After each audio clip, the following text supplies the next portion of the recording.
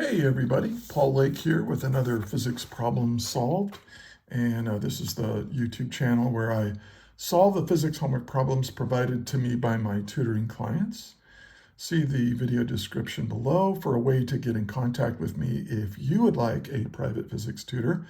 My rates are reasonable and I'm really pretty good at this. And if you find this video helpful, please give it a like, share it with a friend, maybe subscribe to the channel if you're a physics student somewhere. And if you ask a question or leave a problem in the comments, I will get back to you because my channel is not that big. I actually personally answer all the comments. So anyway, let's get started on today's problem. Let's read it. It says, a projectile is fired into the air from the top of a 300-meter cliff. Its initial velocity is 7 meters per second at 30 degrees above the horizontal. Find A, the horizontal range of motion in meters of the projectile, and B, the velocity of the projectile just before it hits the ground. Okay, now in order to solve this problem, you should be familiar with the kinematic equations for constant acceleration and how to use those in the context of projectile motion. And, you need to use the quadratic formula in this problem, unfortunately. So anyway, take a look and pause the video right now and give this problem a try on your own, and then hit play when you want to check your work or if you get stuck. All right, let's get started.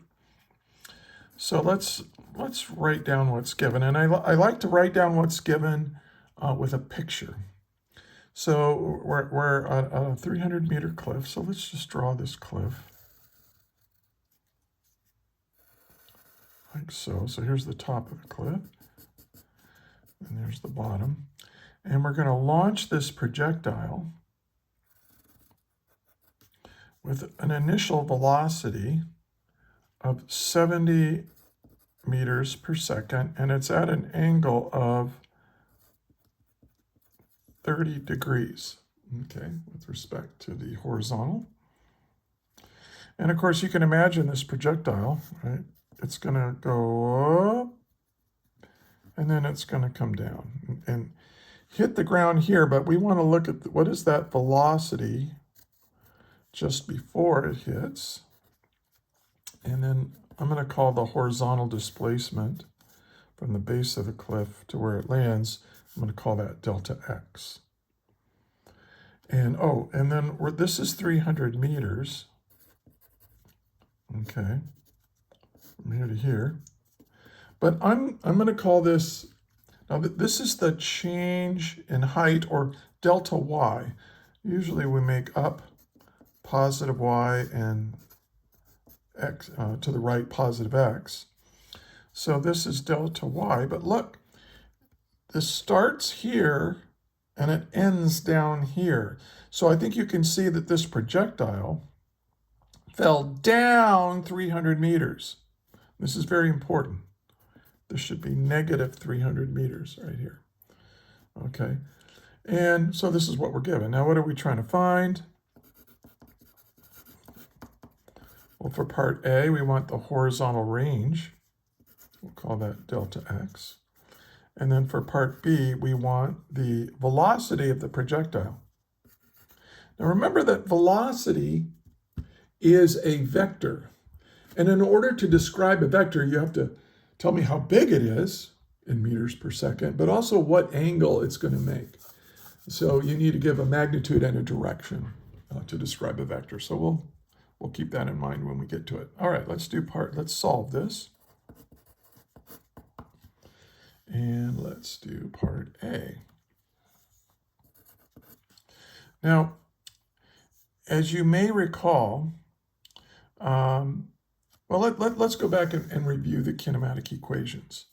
Let's take a look at the y direction, and then we'll look at the x direction for projectile motion.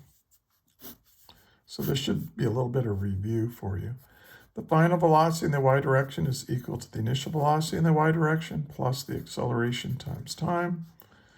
And then of course, we have these other kinematic equations. These are all in the y direction.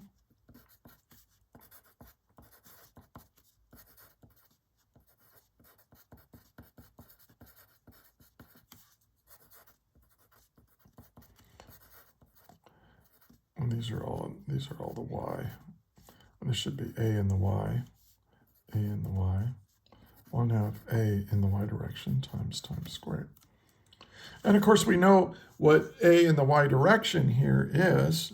A in the y direction is just equal to g. Now, I'm going to make it negative 9.8 meters per second squared because I know the direction of acceleration is down, and I've decided to make down negative. Some people make down positive and all that, which is fine. You know, you can just as long as you stay consistent, that'll work. Now, in the x direction, when you have a projectile, let's take a look at the projectile at some height above the ground right here.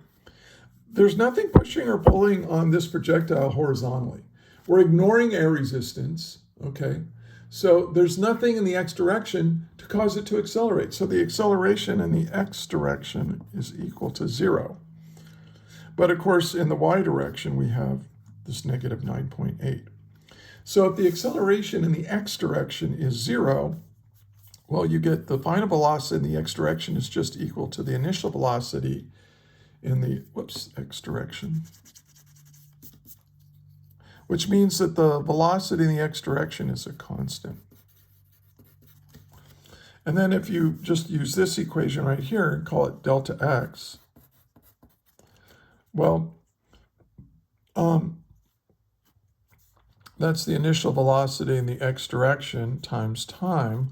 But notice that we just said the acceleration in the x direction, if I try adding 1/2 a t squared, well, this a in the x direction is 0, so this whole term is 0. So I'm just going to erase that term and just say that the only real kinematic equation I have in the x direction for a projectile is this one, right here. And just knowing the velocity is a constant in the x. So, and since delta x is what I'm trying to find, that's what I'm going to start with. Hey, my displacement in the x direction is equal to v naught x times t. So what this tells me is, in order to figure out this, I don't know what this is. The initial velocity in the x direction is not given. And also, I need to figure out what time is. So this tells me what to do. I got to figure this out, and I got to figure this out. So let the problem, if you start with what you're trying to find, quite often you write out an expression for it, it tells you what to do next.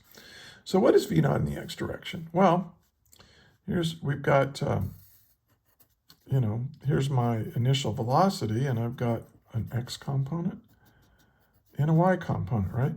And this x component, v naught x, well, if this is theta, notice that this is the adjacent leg, right? This makes a right triangle, the x component and the y component of the initial velocity, along with this, the overall initial velocity, makes a right triangle. And so this is the adjacent leg. Remember, adjacent, the cosine of an angle is defined to be the adjacent over the hypotenuse. So if you multiply both sides by the hypotenuse, you get a hypotenuse times the cosine of the angle, and that's going to be my x component. Now, we are also going to have an initial velocity in the y direction, and since it's the opposite leg, let's go ahead and call that sine theta. And let's go ahead and figure these both out. We're going to need this later on, so we might as well do it now. So v naught x is 70 meters per second times the cosine of 30 degrees. Well, this is 70, the y component is 70 meters per second times the sine of 30 degrees. Well, don't need a calculator for this. You should know sine 30 degrees is 1/2, and half of 70 is 35 meters per second. And then in the x direction, you will need a calculator. And when I used a calculator, I got 60.62 meters per second. I usually carry an extra significant figure, just it feels right to do that. I don't think it's Makes that much difference. Okay, so now I know what this is. Check, I got this one, but now I need time. Now here's the strategy. When you're dealing with projectile motion and you need to solve for time, usually you're going to use this vertical direction to solve for time. Sometimes you use the horizontal, like if they give you the initial, like if they give you the displacement and you can figure out what this initial horizontal velocity is, you can, you can figure out what the, well, I mean, you can figure out time. But in this problem, I use the y direction to solve for time. Now, which equation would be the best to use? Well, I have all of these, but I don't know what the final velocity in the y direction is, so I'm not going to use this one. But look at this one, delta y. Do I know what delta y is? Yes. Do I know what the initial velocity in the y direction is? Yes. I want time in my equation because that's what I need to solve for. Do I know the acceleration in the y direction? Yes. So the only unknown in this equation is time, so I can solve for it. So let's write out the equation over here.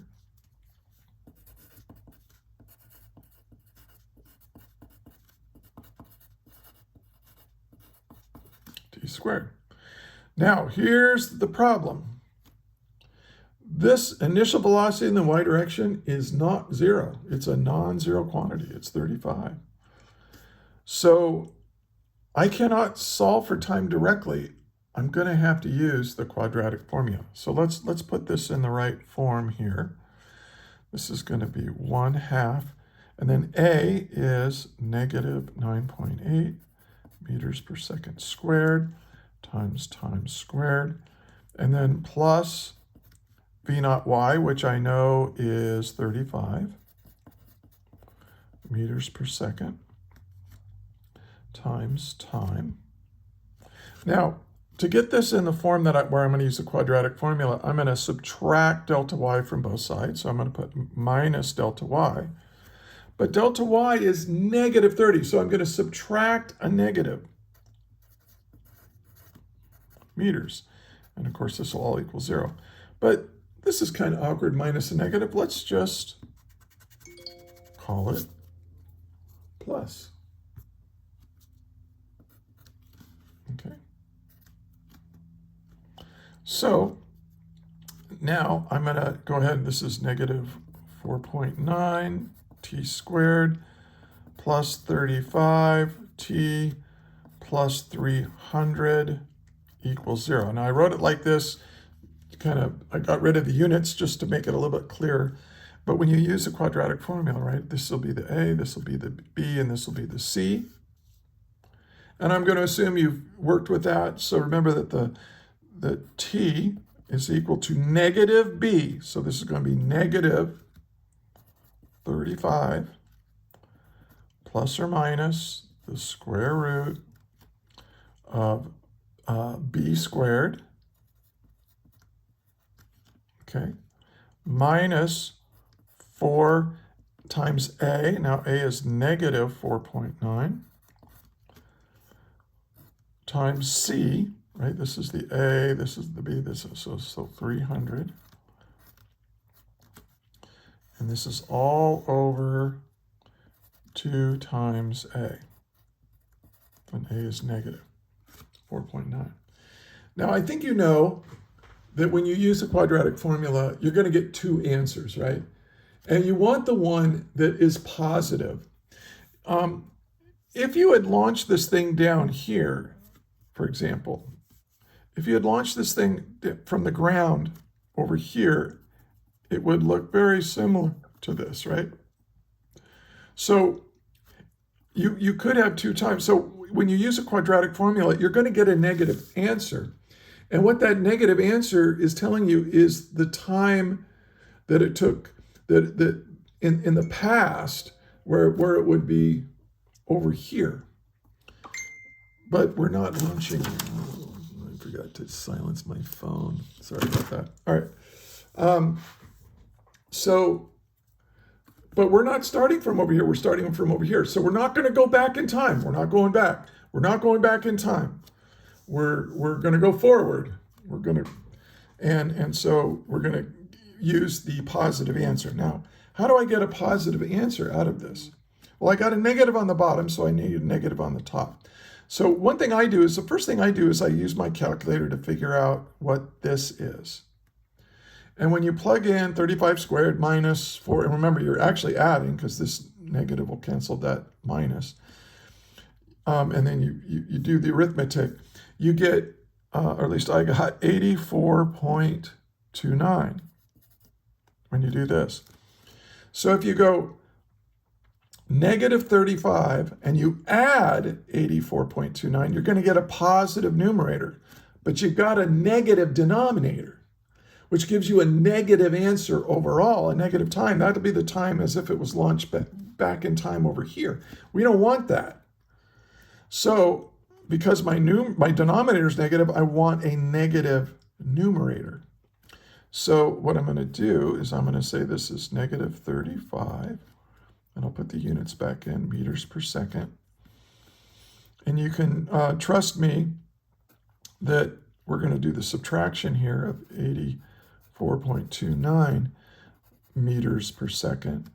And then we're going to divide that by 2 times negative 4.9 meters per second squared. Okay. Now, when you do this, go ahead and do the arithmetic. You get 12.17 seconds. So now I know how much time this guy was in the air. 12.17 seconds. So now I know both things. I can come back up here and say, oh, the velocity in the x direction is 60.62 meters per second, and the time is 12.17 seconds. And so that'll give me my delta x. And my delta x, when I multiply that, I got delta x equals 738 meters. There we go. Okay. So it's not that bad. I mean, if you know this and it tells you what to do, oh, I got to figure this out, that wasn't too bad. Now, figuring out time was kind of a pain in the neck because I had to use a quadratic formula.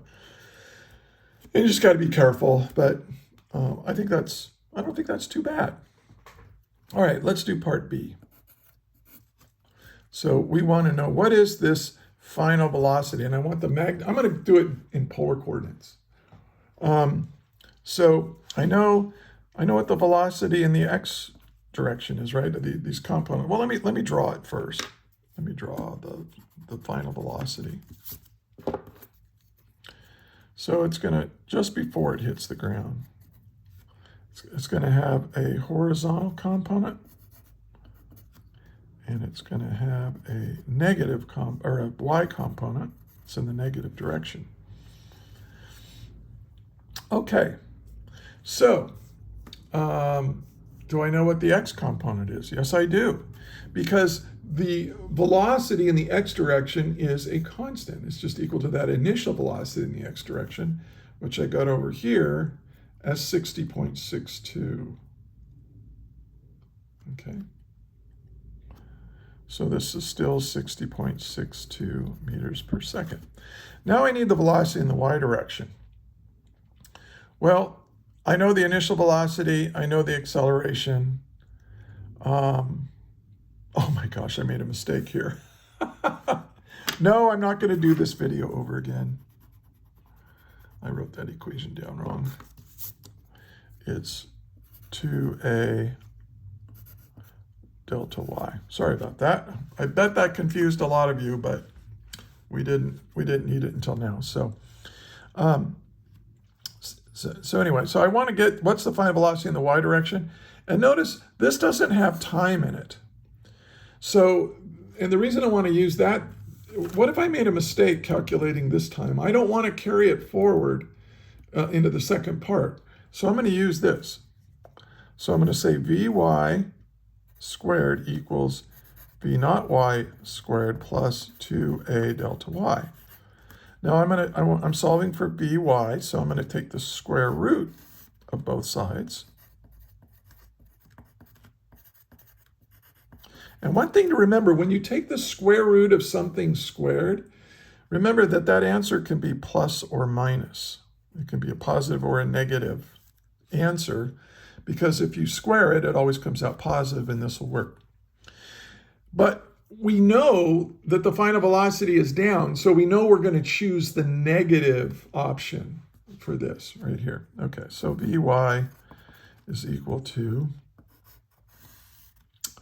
let's see, V naught y was 35 squared plus 2 times negative 9.8 meters per second squared. And then delta y was negative 300. See, that's how that negative goes away. Meters. This is meters per second.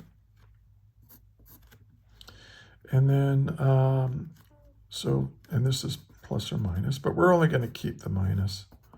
So Vy is equal to negative, and when you do all that, you get 84.29 meters per second. Okay, so now I know the x component and the y component, and so what I'm going to do is I'm going to say, I'm going to figure out what the magnitude is. So it's going to be the x component squared plus the y component squared, right? We're just going to use Pythagorean theorem, because now we know this and we know this. So to find this, I take the x component squared plus the y component squared and take the square root. So the x component is 60.62 meters per second squared plus, and then the y component, you don't need the negative 8.42 because you're going to square it. And when you do that arithmetic and round it off, you should get 104 meters per second. And then the angle, I'm going to use the tangent or inverse tangent. And remember, the angle is the y component divided by the x component, right, to get this angle right here. So the y component is negative 84.29 over the x component, which is 60.62. The meters per second will cancel. Now you've got to include that negative when you use inverse tangent, and because that'll give you the correct angle of negative 54.3 degrees. That negative angle just means it's below the horizontal, rotated below the horizontal like that. So let's see, let me squeeze in the answer. I've kind of run out of room here. I'll put it up here. Now there's two ways you can write the correct answer. You can say V, the final velocity, is equal to the x component, and I'll call it 60.6, I'll round it off, meters per second in the I hat direction. Some of you might be using unit vectors. So I hat, this little thing is called a unit vector, and it's just a shortcut way of saying in the x direction. Doesn't mean it doesn't change the value of anything. It's not a variable. It's what's called a unit vector, unit because it has a magnitude of 1, and it just tells you the direction of something. And I hat means in the x direction. And then this, I'll put negative 84.3 meters per second in the j hat direction. Okay, so negative meaning down, j hat meaning in the y. So I hat means in the x direction, j hat means in the y direction, and since it's a negative, it means down. So that's one way of writing it, or you can put it in polar coordinates and just say it has a magnitude of 104 meters per second at an angle of negative 54.3 degrees. And either way is good. Either answer is good. Whew, that's kind of a mess. Sorry for making it's kind of a long problem, squeeze it all in. And sorry about that mistake down here. It's going to happen. Just you know, I'm human. I'm not AI. I'm NI, which means there's going to be mistakes. All right. Well, I hope this was helpful to you. Give it a thumbs up right now. Give it a like. Subscribe to my channel if you're a physics student or a physics teacher, and share it with your friends. Okay. Until next time, may the net force be with you. That is all.